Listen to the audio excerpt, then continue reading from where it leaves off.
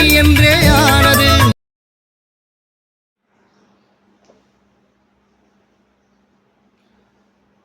தோழர்களுக்கும் என் இனிய தமிழ்நாட்டு மக்களுக்கும் இனிய காலை வணக்கம்.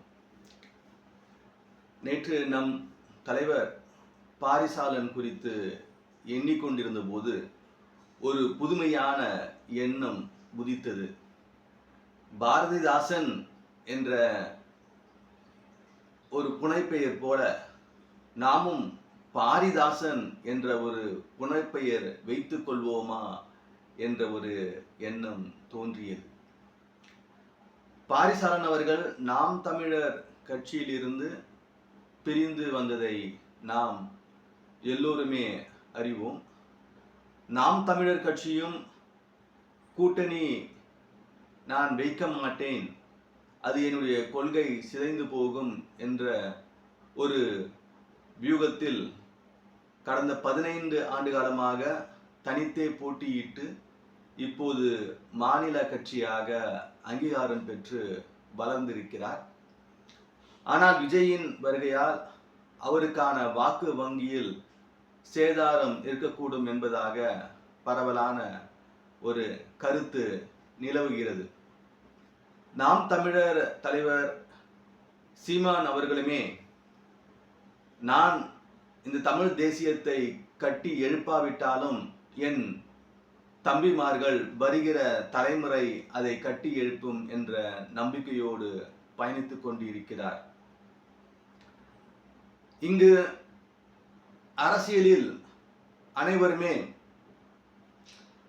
ஒரு தாக்கத்திற்கு நீண்ட காலம் அவசியம் என்பதாக ஒரு எல்லை கட்டி இயங்கிக் கொண்டிருக்கிறார்கள். நாம் சமகாலத்தில் டெல்லியில் ஆம் ஆத்மி கட்சி எப்படி ஒரு குறுகிய காலத்தில் ஆட்சியை பிடித்தார்கள் என்பதை நாம் சிந்தித்து பார்க்க வேண்டும். ஊழலே அரசியலின் அடித்தளம் என்று பொதுமக்களுமே நம்பியிருந்த வேளையில் ஊழலை எதிர்த்து அரசியல் களமாட முடியும் என்ற ஒரு புதிய கோட்பாட்டை முன்வைத்து அவர்கள் அதை பேசுபொருளாக்கி ஒரு ஆட்சியையும் பிடித்து வெற்றி கண்டார்கள். ஆகவே நாம் ஒரு எல்லை கட்டிய சிந்தனையை உடைத்தெறிய வேண்டும். அதாவது ஒரு அவுட் ஆஃப் பாக்ஸ் திங்கிங் வேண்டும். இந்த அவுட் ஆஃப் பாக்ஸ் திங்கிங் என்ற ஒரு அடிப்படையில் நான் அடிக்கடி வியந்து எண்ணி பார்ப்பது டைரக்டர் சங்கர் அவர்களுடைய ஒரு அணுகுமுறை.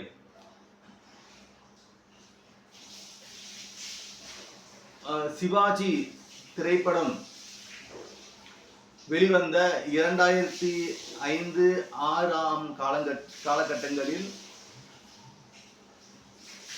பைரேட்டட் விசிடி என்பது ஒரு மிகப்பெரிய பிரச்சனையாக இருந்து வந்தது. அதாவது திரைப்படம் திரையரங்குகளில் வரக்கூடிய நாளிலோ அல்லது அதற்கு முன்பாகவோ விசிடி என்று சொல்லக்கூடிய திருட்டி விசிடிகள் சந்தையில் வெளியிட்டு அது சினிமாவில் மிகப்பெரிய நஷ்டத்தை ஏற்படுத்தி கொண்டிருந்த காலம்.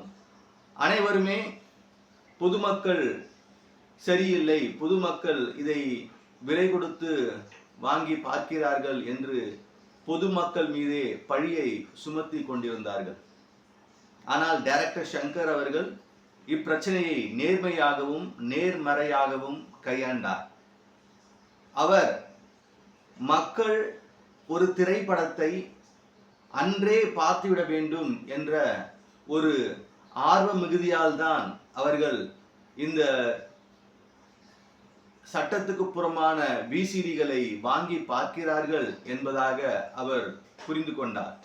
ஏனெனில் திரை பிரபலங்கள் ரஜினிகாந்த் அவர்களோ கமல்ஹாசன் அவர்களோ அல்லது மற்ற உச்ச நட்சத்திரங்களோ மிகப்பெரிய பிரம்மாண்ட படங்களை தயாரிக்கும் போது அதன் செய்திகளை அவ்வப்போது வெளியிட்டு மக்களுடைய எதிர்பார்ப்பை கூட்டி விடுகிறார்கள். திரைப்படம் திரையரங்குக்கு வரும்பொழுது அந்த ஆர்வ மிகுதியால் அவர்கள் திரையரங்குகளில் டிக்கெட் கிடைக்காத பொழுது இந்த விசிடிக்கு மாறிவிடுகிறார்கள் என்பதாக டைரக்டர் சங்கர் அவர்கள் இப்பிரச்சனையை நேர்மையாகவும் நேர்மறையாகவும் அவர் கையாண்டார் அல்லது சிந்தித்தார். அப்போதுதான் அவருக்கு உதித்த எண்ணம், ஒரு திரைப்படத்தை நான் எல்லா திரையரங்குகளுமே வெளியிடுகிறேன், உங்களுக்கு இன்றே பார்க்க வேண்டும் என்ற வாய்ப்பை நான் பூர்த்தி செய்கிறேன் என்பதான ஒரு தீர்வை அவர் கொண்டு வந்தார். அப்போது இருந்துதான் ஒரு படத்தை எல்லா திரையரங்குகளிலும் விநியோகிக்கக்கூடிய ஒரு வியூகம் நடைமுறைக்கு வந்தது. ஆகவே ஒரு பிரச்சனையை நாம் நேர்மையாகவும் நேர்மறையாகவும் சிந்தித்தால் நாம் அதற்கான உடனடி தீர்வை கொண்டு வர முடியும். அதனால் நாம் ஒரு தாக்கத்தை ஏற்படுத்த முடியும். நம் தமிழ் தேசிய இயக்கமும் நம் மக்களுக்கான பிரச்சனையை நாம் நேர்மையாகவும் நேர்மறையாகவும் சிந்தித்தால் கண்டிப்பாக 2026 நாம் வரக்கூடிய சட்டமன்ற தேர்தல் மிகப்பெரிய தாக்கத்தை ஏற்படுத்தி நாம் ஒரு தவிர்க்க முடியாத சக்தியாக தமிழ்நாட்டில் விளங்குவோம் என்று நாம் நேர்மறையாகவே எண்ணுவோம், செயல்படுவோம். வெற்றி நிச்சயம். நன்றி, வணக்கம்.